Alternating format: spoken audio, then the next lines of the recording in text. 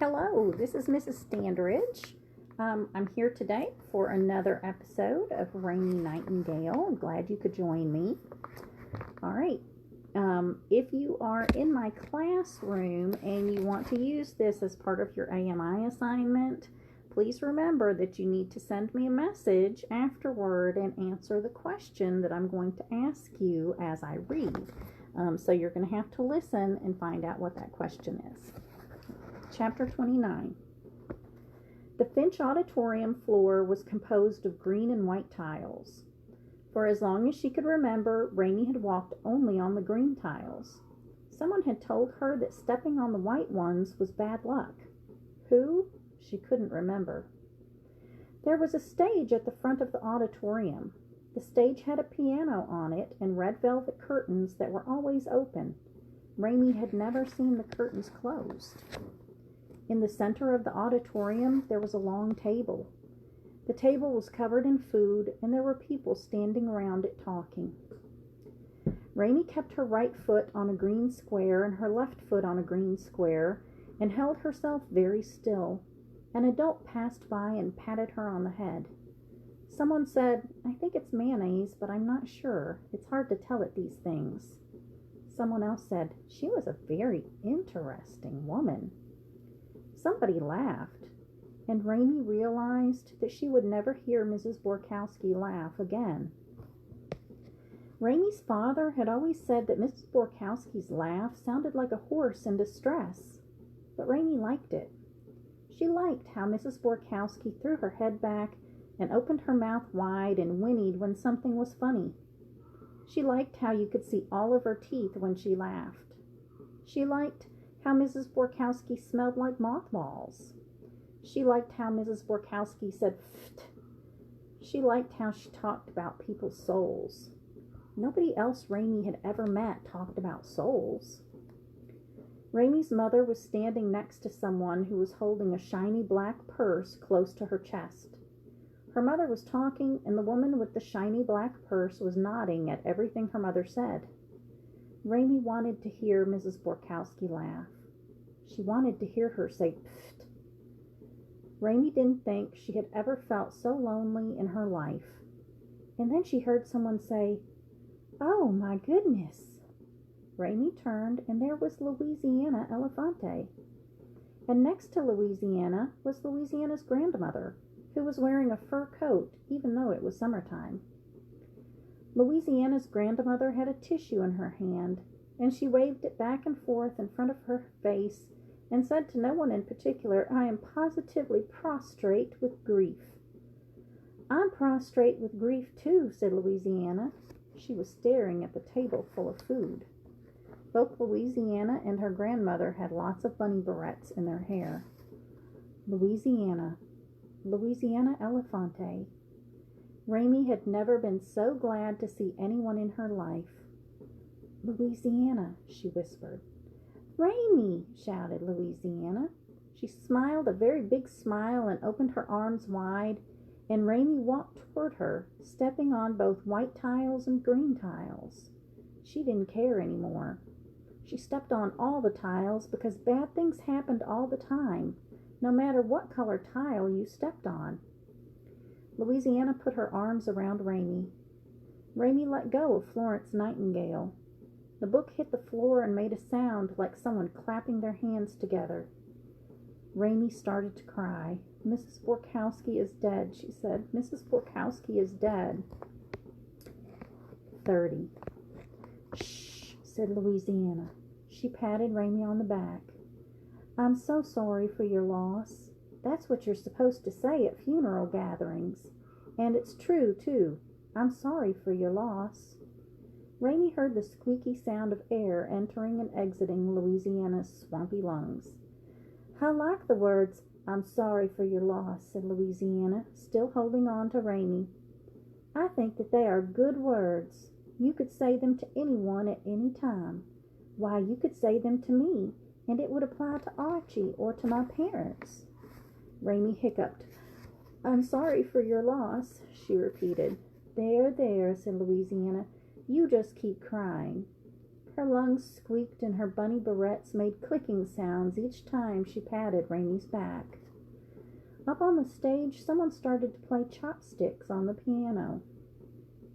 Raymie would have thought that there would be no comfort to be had from someone as insubstantial as Louisiana holding her, but it was actually very comforting, even with all the barrette clicking and lung wheezing.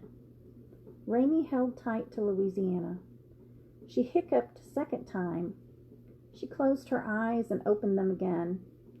She saw Louisiana's grandmother standing at the food table with a gigantic bunch of green grapes in her hand. She watched as the grandmother slid the grapes into her purse, and then Louisiana's grandmother put a handful of crackers in the pocket of her fur coat.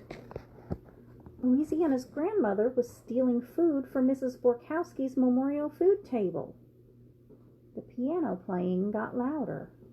Raymie held on to Louisiana and looked across the room. Her mother was standing in a corner with her arms folded. She was listening to someone talk. She was nodding her head.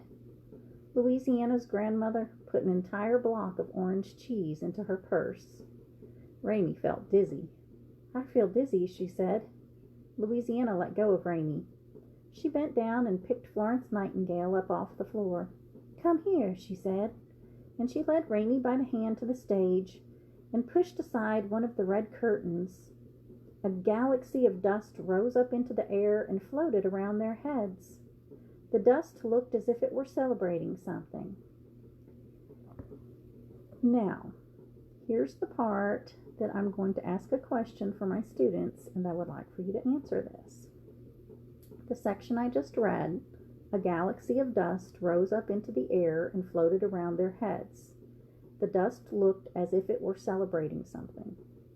I'd like you to discuss the figurative language there. Tell me what type of figurative language is used, and what do you think that means? All right, we're going to continue now. "Now sit down," said Louisiana. She pointed at the stage steps. Raymie sat. "You just tell me everything you know about Mrs.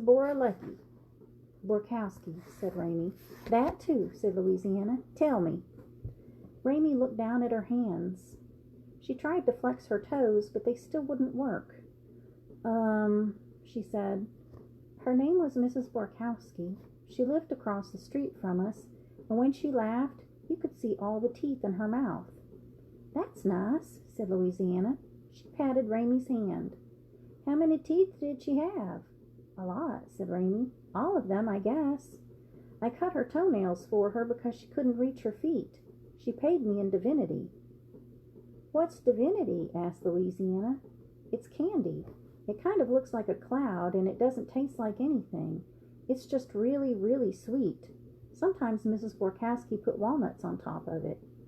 "It sounds wonderful," said Louisiana. She sighed. "I'm very fond of sugar, and I think it's a good idea to put nuts on top of things, don't you?" "Mrs. Borkowski knew the answer to everything," said Raymie. "Well, that is just like Granny. She knows the answer to everything, too." Louisiana pulled on the velvet curtain, and another galaxy of dust rose up and swirled around them. Raymie stared at the dancing particles. "Pfft," she heard Mrs. Borkowski say, even though Mrs. Borkowski was dead. And then Raymie thought, what if every piece of dust was a planet? And what if every planet was full of people? And what if all the people on all the planets had souls and were just like Raymie, trying to flex their toes and make sense out of things and not really succeeding very much? It was a terrifying thought. "I'm so hungry," said Louisiana. "I'm hungry all the time. Granny says that I'm a bottomless pit. She says that I'm going to eat us out of house and home. And that's why I have to win the Little Miss Central Florida Tire 1975 contest, so that we won't starve." "My father left," said Raymie. "What did you say?" said Louisiana. "My father is gone." "But where did he go?" said Louisiana. She looked around the Finch auditorium as if Raymie's father were there somewhere, hiding under a table or behind a curtain. "He ran away with a dental hygienist," said Raymie. "That's the person who cleans your teeth," said Louisiana. "Yes," said Raymie. Louisiana patted Raymie on the back. "I'm sorry," she said. "I'm so sorry for your loss." "I was going to try and get him back," said Raymie. "I was going to try and win the contest and get my picture in the paper, and I thought that would bring him back." "It would be nice to get your picture in the paper," said Louisiana. "He would be proud of you." "I don't think that it will work," said Raymie. "I don't think any of it will work." Just as she said these terrible words, a scuffle erupted around the food table. Raymie heard Louisiana's grandmother shout, "Unhand me, sir!" "Hey now," said someone else, "let's just stay calm." "Uh-oh," said Louisiana. And then Louisiana's grandmother said, "I am uncertain exactly what you are implying, but I can assure you that I do not care for the implication, whatever it is." And then she said in an even louder voice, "Louisiana, the time has come for us to depart." "I think I have to go," said Louisiana. She stood up and patted Raymie on the back, and then she looked her in the eye and said, "I want to tell you something." "Okay," said Raymie. "I am very glad to know you," said Louisiana. "I'm glad to know you too," said Raymie. "And I wanted to tell you that no matter what, I'm here and you're here and we're here together." Louisiana waved her left arm through the air as if she were doing a magic trick and had just conjured up the whole of the Finch, the velvet curtains and the old piano and the green and white tiled floor. "Okay," said Raymie. She flexed her toes. Her feet felt slightly less numb. "I'll see you tomorrow at the ton-twirling lessons," said Louisiana. "But in the meantime, I think that I'll just leave out this back door. If you see Marcia Jean or the cops, don't tell them my whereabouts." And then, before Raymie could tell her not to, Louisiana went out the door marked "Emergency Exit Only. Alarm will sound." The alarm went off immediately. It was very loud.